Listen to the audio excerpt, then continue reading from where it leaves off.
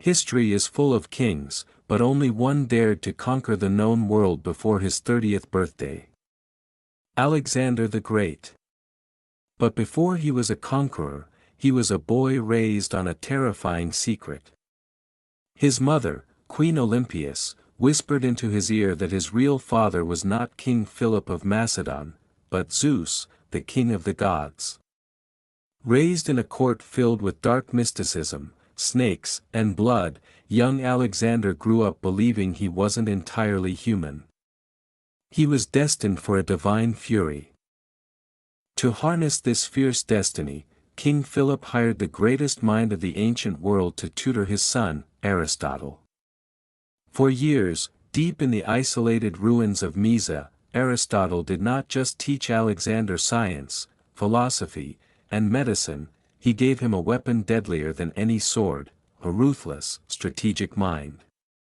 Alexander slept with a copy of Homer's Iliad under his pillow, dreaming of surpassing his ultimate idol, Achilles. At just 12 years old, Alexander proved his divine status to the entire kingdom. A massive, wild stallion named Bucephalus was brought to the court. It was fierce, terrifying, and refused to be ridden, biting any man who approached. While experienced generals backed away in fear, young Alexander noticed something others missed: the horse was terrified of its own shadow. Turning the beast directly toward the sun, Alexander calmed the animal and mounted it, leaving his father in tears of pride. But the path to glory is paved in blood. In 336 BC, during a royal wedding celebration, King Philip was brutally assassinated by his own bodyguard. Chaos erupted. At just 20 years old, Alexander was suddenly surrounded by enemies, rivals, and rebellious cities claiming he was too young to rule. His response was swift and merciless. He executed every rival to the throne and leveled the city of Thebes to the ground as a bloody warning to the world: the Lion of Macedon had awakened. With Greece secured, Alexander marched his army across the Hellespont into Asia, challenging the gargantuan Persian Empire. He arrived at the city of Gordium, where an ancient, impossibly complex knot of rope stood. Legend said that whoever could untie the Gordian knot would become the master of all Asia.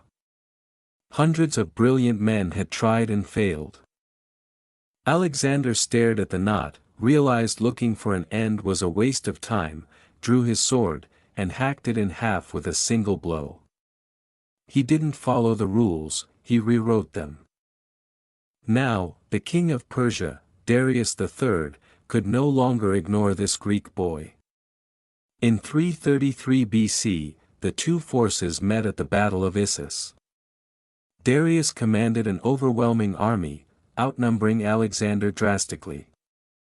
But Alexander did not flinch.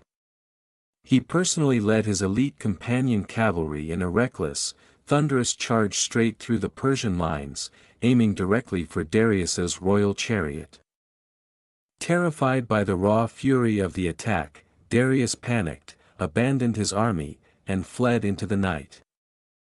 Darius escaped, but his retreat was so frantic that he left behind his most precious treasures: his mother, his wife, and his daughters. In the ancient world, captive royal women faced a horrific fate. But Alexander surprised everyone. He treated the Persian royal family with absolute dignity, protectiveness, and respect, letting them keep their royal titles. This wasn't just mercy, it was psychological warfare. Alexander was showing the world that he was already their true emperor. To claim total victory, Alexander did not just need to conquer lands, he needed to conquer minds. In 332 BC, he marched into Egypt, where the people welcomed him not as an invader, but as a liberator from Persian rule. Driven by an intense spiritual hunger, Alexander undertook a perilous journey across the deadly western desert to the isolated Oracle of Siwa. He was seeking one answer to change his life forever: was he truly the son of a mortal king, or was he a living god walking among men?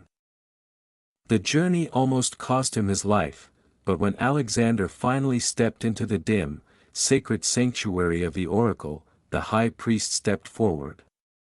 In a moment that shook the ancient world, the priest mispronounced a Greek word, accidentally addressing the young conqueror as Son of God. For Alexander, this wasn't a mistake, it was divine confirmation.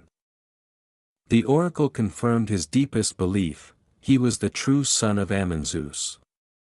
From that day on, his destiny was no longer earthly, it was cosmic. Crowned as Pharaoh in the ancient capital of Memphis, Alexander founded a grand city that would bear his name forever, Alexandria. He was now a living god on earth, master of Greece, Egypt, and the Mediterranean.